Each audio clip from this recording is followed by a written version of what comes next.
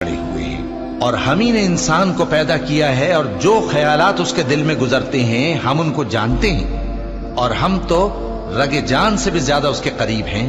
جب وہ کوئی کام کرتا ہے تو دو لکھنے والے جو دائیں بائیں بیٹھے ہیں لکھ لیتے ہیں۔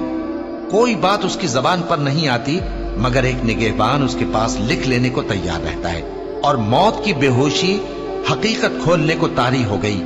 اے انسان، یہی وہ حالت ہے جس سے تو بھاگتا تھا، اور سور پھونکا جائے گا، یہی عذاب کی دھمکی کا دن ہے۔ اور ہر شخص ہمارے سامنے اس حال میں آئے گا کہ ایک فرشتہ اس کے ساتھ ہانکنے والا ہوگا اور ایک اس کے اعمال کی گواہی دینے والا۔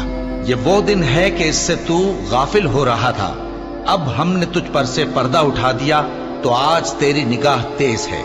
اور اس کا ہم نشیں فرشتہ کہے گا کہ یہ اعمال نامہ میرے پاس تیار ہے۔ حکم ہوگا کہ ہر سر